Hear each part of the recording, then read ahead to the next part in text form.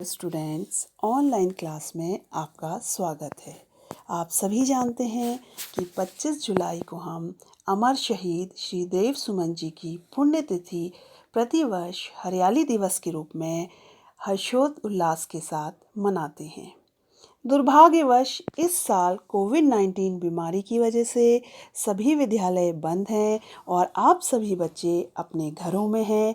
आप अपने घरों में सुरक्षित रहें और ये प्रण करें कि हम अपने घरों में रहकर अपने नाम का एक पौधा लगाएं और आने वाले कल को खूबसूरत बनाएं। वह श्री देव सुमन जी की पुण्यतिथि को पौधारोपण कर उन्हें श्रद्धांजलि अर्पित करें। सांसें हो रही हैं कम, आओ पेड़ लगाएं हम। श्री देव सुमन जी का जन्म उत्तराखंड राज्य के टेहरी गढ़वाल के जौल गांव में 25 मई 1915 में हुआ था। पिता का नाम पहरी राम बडौनी तथा माता का नाम तारा देवी था। पिता वैद्य का कार्य करते थे। जब सुमन 3 वर्ष के थे तभी उनके पिता का देहांत हो गया। पिता के इस आकस्मिक देहावसान से परिवार का सारा भार माता के ऊपर आ गया। श्री देव सुमन ने अपनी प्रारंभिक शिक्षा गांव के ही स्कूल में हासिल की और सन 1929 ईस्वी में टेहरी मिडिल स्कूल से हिंदी की माध्यमिक शिक्षा हासिल की। उच्च माध्यमिक शिक्षा के लिए वह देहरादून चले गए। शत शत तुम्हें प्रणाम, हे वीर तुम्हें शत शत प्रणाम। वहाँ उन्होंने लगभग 1.5 वर्ष तक सनातन धर्म स्कूल में अध्ययन किया। 1930 में सत्याग्रह आंदोलन में कूद पड़े और उन्हें 14 दिन जेल में रखा गया। उन्होंने पंजाब विश्वविद्यालय की रत्न भूषण और प्रभाकर तथा हिंदी साहित्य सम्मेलन की विशारद और साहित्य रत्न परीक्षाएं पास की। तत्पश्चात दिल्ली में जाकर अध्ययन व अध्यापन कार्य के साथ साथ सुमन साहित्य में भी व्यस्त रहते थे। श्रीदेव सुमन तुम रण गर्जन, वीरों के हो तुम प्रण सर्जन, अभिमान न तोड़ा तुमने निज, तुम हो वीरों के कीर्ति धाम। सुमन ने 17 जून 1937 को सुमन सौरभ नामक 32 पेज का यह संग्रह प्रकाशित किया। वे हिंदी साहित्य सम्मेलन के सक्रिय कार्यकर्ता थे। 1938 में विनय लक्ष्मी से विवाह के कुछ समय बाद ही श्रीनगर गढ़वाल में आयोजित एक सम्मेलन में नेहरू जी की उपस्थिति में उन्होंने प्रभावी भाषण दिया। 1939 में सामंती अत्याचारों के विरुद्ध टेहरी राज्य प्रजामंडल की स्थापना हुई और सुमन जी को उसका अध्यक्ष बनाया। 1942 के भारत छोड़ो आंदोलन में वे 15 दिन जेल में रहे। 21 फरवरी 1944 को उन पर राजद्रोह का मुकदमा भी लगाया गया। शासन ने बौखलाकर उन्हें काल कोठरी में डालकर भारी हथकड़ी व बेड़ियों में कस दिया।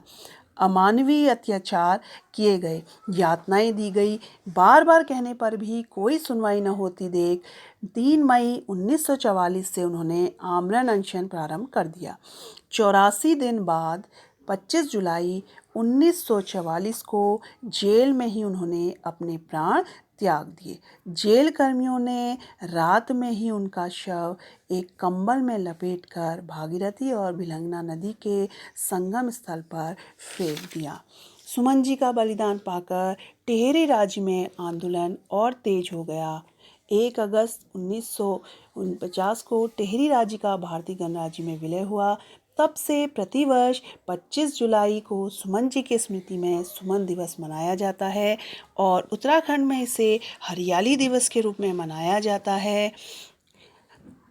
अया निजह यह स्वार्थ भुलाया, जग कुटुंब यह पाठ पढ़ाया, आज़ादी पर जीवन अर्पण कर तुम विदा हुए ही राम। 84 दिन का कर अनशन तुम जीते आज़ादी का रण, मरण वरण कर देव शरण हो स्वर्णाक्षरी तुम्हारा नाम।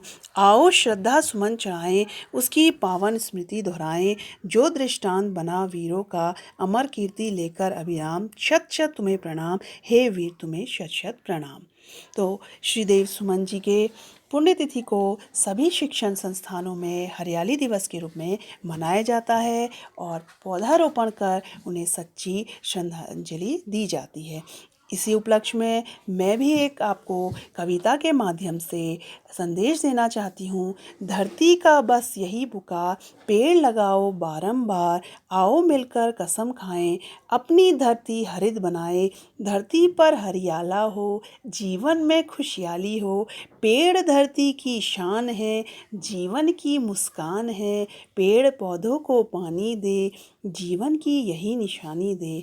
आओ पेड़ लगाएं, पेड़ लगाकर जग महकाएं, जीवन सुखी बनाए हम। आओ पेड़ लगाएं हम। तो बच्चों, सांसें हो रही हैं कम, आओ पेड़ लगाएं हम। तो इस श्रीदेव सुमन जी के पुण्यतिथि के अवसर पर एक बार फिर से मैं आपको ये संदेश देना चाहती हूँ कि सभी अपने घरों में रहकर एक एक पौधा ज़रूर लगाएं। और इसी के साथ हमारे विद्यालय की कुछ छात्राओं द्वारा कविताएं हैं जो मैं इसको आपको सुनाना चाहती हूँ। थैंक यू बच्चों।